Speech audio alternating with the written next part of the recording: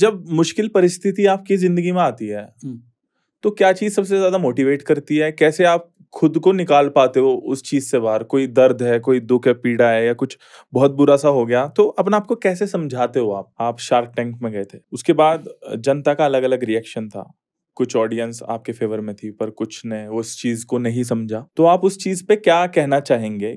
मैं एग्जांपल देना चाहूँगा। A2 मोटिवेशन एक टाइम पे यूट्यूब की दुनिया में नंबर 1 चैनल था। हमने नंबर 1 स्पोर्ट 2-3 बार रैंकिंग आई, नंबर 1 पे ही था।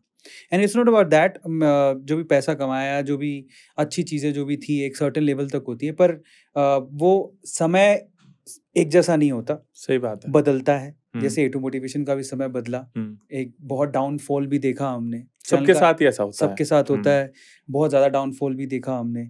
चीज़ें ऐसी लगती थी कि यार शायद अब तो कुछ भी नहीं रहेगा, सब कुछ हाथ से निकल जाएगा।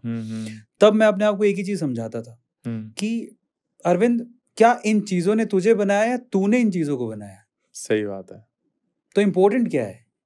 अब जब मैंने ही कोई विरासत बनाई है, तो मेरे लिए मैं ज्यादा इम्पोर्टेंट हूँ। अगर मैं उस टाइम पे अगर मैं स्ट्रेस ले लूं, अरे यार A2 मोटिवेशन जा रहा है, अरे यार पैसा जा रहा है, तो अरे यार सब फेम कुछ जा रहा है, आपने तो बनाया है। एग्जैक्टली। डरने की से जरूरत है फिर। जिस वक्त ये शार्क टैंक रिलीज हुआ था, मुझे आज भी याद है, मेरी मम्मी ने मुझे कॉल किया था। अच्छा।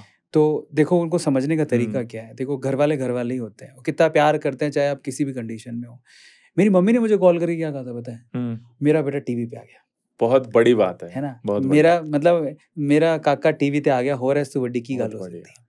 तो इसलिए कहते हैं ना कि आपकी खुशियों में कोई खुश हो ना हो, आपके पेरेंट्स जरूर खुश होते हैं। सही बात। मेरे पापा ने क्या कहा, बहुत अच्छी कोशिश थी। तो ऐसे होते हैं माँ बाप। और मैं आपसे कहूंगा कि ना, आपके लिए जिंदगी में सबसे इंपॉर्टेंट उन्हीं का ही प्रोस्पेक्ट है, वो क्या सोचते हैं। बाकी दुनिया मैटर नहीं करती है।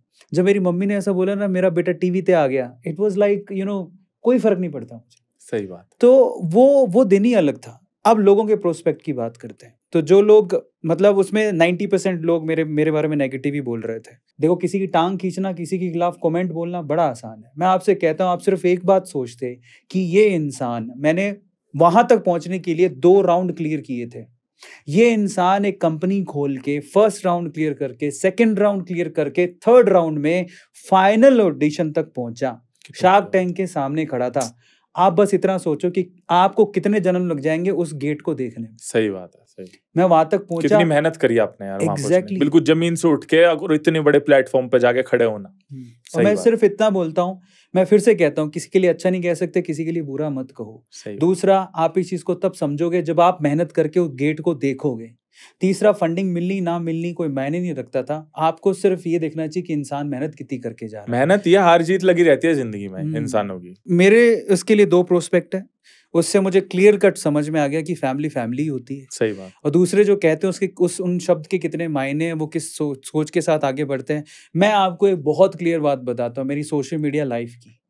मैं जब से सोशल मीडिया पर हूँ, मैंने आज तक किसी भी यूट्यूब वीडियो पर जाकर किसी के लिए नेगेटिव कमेंट कभी नहीं लिखा। नहीं भाई, क्लीन है रिकॉर्ड आपका। कभी नहीं लिखा। आप कभी भी A2 मोटिवेशन अरविंद अरोड़ा की तरफ से एक नेगेटिव कमेंट बता दो किसी भी यूट्यूब के वीडियो पर, मैंने नहीं लिखा। बड़े पोलाइट हो यार आप, बढ़िया। सही में मैंने हमेशा अगर किसी के लिए लिखा तो पॉजिटिव कमेंट लिखा, वरना नहीं लिखा।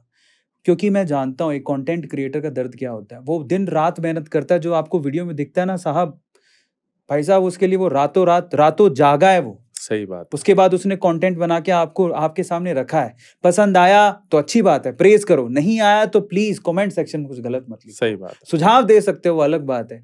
गलत लिखना कहाँ तक जायज है? और गलत लिखना ही है, नहीं मानोगे तो किसी और को जाके फॉलो करो। मुझे तो फॉलो करने की जरूरत नहीं है जो उल्टी सीधी माँ बहन की गाली देते हैं ऐसे लोग। मैं तो क्लियर कहता हूँ, ना मुझे ऐसे लोगों की जरूरत ऑफलाइन ना ऑनलाइन। जाओ। जय श्री राम। Bye bye.